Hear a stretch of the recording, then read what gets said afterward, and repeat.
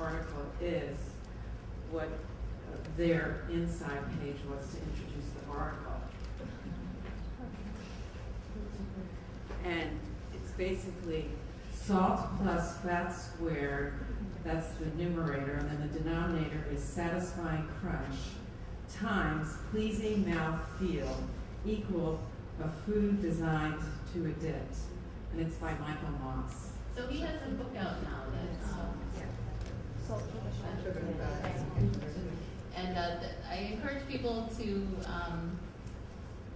well, I don't need to plug his book, but I see his book is very interesting, and it has a lot of really fascinating information about the food engineering world, and also how companies have target marketed minority communities in different geographic areas in the country to exploit their existing consumers and really flood them with marketing to up their unit sold.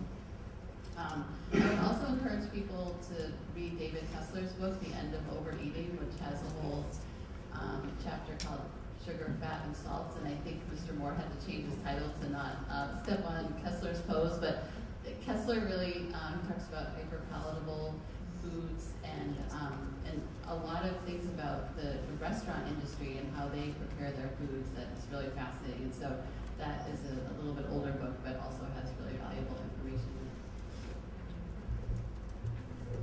Hi, I'm curious. I'm from Texas, and we just had a conference there talking about the new Melinda and Bill Gates Foundation database that is coming to the public schools that you all have probably heard about. I'm just wondering if there are lawsuits already in line. I'm really concerned about that database. Any information that you all have about that? Want me to take that? The privacy group Epic has just filed a lawsuit against the Department of Education, which is directly related to that database. We are working here in Massachusetts with the ACLU, the Mass PTA, and some other folks. There are groups in New York that are working with Norman Siegel, the former head of the ACLU. There is a lot of great activism going on around this particular project. Everywhere that this thing is popping up, people are furious. And so yes, there's a lot going on. Good. What do we need more? That, Can we learn more? Where can we learn more? If you Google In Bloom and the Gates Foundation, you will find a whole bunch of horrifying stuff. Josh, can you say like what it is for those who don't know? Sure, I don't want to take way too much time from the panel, but it is the Gates Foundation has funded a nonprofit which schools are collecting personal data from students, including things like discipline records, attendance, and then uploading it to a nonprofit with a server on the cloud, which is then going to be accessed by companies like Amazon and Scholastic in order to market personalized educational products. So companies like Amazon and Scholastic will have information about your children's discipline history at school, as well as all sorts of other stuff that is absolutely none of their business unless we stop it. It's called In Bloom. Spell it. INBLOOM, one word. There's also the letter that we sent to the State Department of Education is on our website as well. Diane Ravitch has had information on this ongoing way on her blog, Diane Ravitch's blog. They're tracking this too. At the moment, there's no way a parent can opt out, right? That's right, there's no parent opt-out at this point. Hi, I am an academic who does research on advertising to kids, and I'm trained as a developmental psychologist. One of the reasons I got into the area of research I'm in is because I was astounded when I started reading in the marketing literature, given my background in developmental psychology. I was astounded by these suggestions that it's age 8 is the magical number, and I heard one or two of you kind of say this as well, that children younger than that are, according to the literature, not capable of understanding the intent of advertisers and so on. In my own research, I've tailored my techniques to be more age appropriate, and I have data multiple publications showing that children as young as 3 understand what they're supposed to do in response to an ad. In other words, they get that something is, that they're meant to go and buy something now, okay? That doesn't at all say that they are skeptical or critical thinkers or anything like that. But my question to you is this. I get very frustrated when I hear people repeatedly refer to sort of age 8 as this magical number, because with the parents that I work among, I hear them saying things like, oh, well, you know, she's only 4, so I let the TV babysit her, but when she starts elementary school or when she's 8 or 9, I know that's when it's dangerous, that's when I'll turn it off. It drives me crazy. So my question to you, given your experience and knowledge, is how do we get more of a voice out there informing the general public and in particular parents that 8 is not the magical birthday and that in fact putting your 3-year-old in front of TV is very dangerous, or at a fast food restaurant, or you know, anywhere where they're influenced by marketing?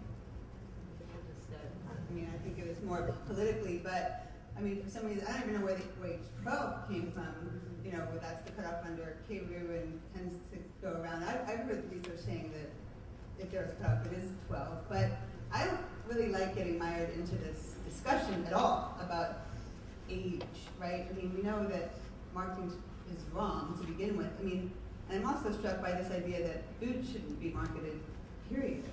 You know, like, and there's even, I mean, I don't want to take this too far, but there have been some concerns raised by folks in tobacco control to say that focusing, and in alcohol, to say that focusing too much on children is a mistake because it sends the message that marketing to adults is A-okay, and that, if, and again, like in terms of tobacco, once you turn 18, is it fine to smoke? Or, you know, with alcohol, 21, I mean, kids are still binge drinking in college, 21, you know, into their 20s. So I think we just should stop grappling with what age and just start talking more generally about the problems of marketing almost to any age. That's Well, I don't want to be the contrarian, but No. I was at a conference and someone stood up and you guys argue at your things, or so he was like very surprised by it. Anyway, so I think that the cut points are actually important strategically, and it's important that they're evidence-based. And so if I'm factually incorrect, that's important to know. But people need, you have to be able to break these issues down into smaller components to make action steps towards change at the same time that you deliver the meta message about about what's wrong with the picture. But when you get to what can we do about it, framing things in terms of kids 5 and under shouldn't be, you know, exploited in this way, or we know that these marketers designed this campaign for 9 and under, and that's why we're focusing on this age group. That's just as a practical matter. I don't know how else to do it if you're looking to apply legal standards to different classes of consumers. So that's my take on age cutoffs. And I'm sorry you've been waiting so patiently, but we're just about out of time, so but the panel will be here. I'm really sorry. Because it's been a long day, and I would like, we've heard a lot of downers today. I would like each member of the panel to very briefly say one thing that they're hopeful about, one hopeful development when it comes to marketing that they're excited about and makes them happy. Okay, I saved my happy story. So when I was working on alcohol policy, I wrote a report about this crazy idea of mixing caffeine and alcohol, and the state AGs took it up, and then they took it all the way to the FDA. And so I'm happy to say that I helped contribute to these awful products getting taken off the market. And it was a really good example, and I've done a whole case study about it, of how the science and the advocacy and the legal tools all came together to really get something done. So that's the kind of thing, obviously, we need to see more about. Happy story. I know, I'm trying to think of what the... No, I've got one. I've got a whole one. Okay. So one thing that I find just deliciously ironic and wonderful is the current the New York AG is investigating a number of energy drink makers for claims that they're making, and there has been a real, the energy drinks have really touched a nerve with parents and school administrators, that they're a problem. It's something that people can get their arms around as a class of products. It's not just soda in general. There's caffeine. You you hear school administrators talking about the kids were jumping out of their seat, we had to get them out. Whether or not that's why they were jumping out of their seat, people have been able to sort of rally around this class of products. And the thing that I find really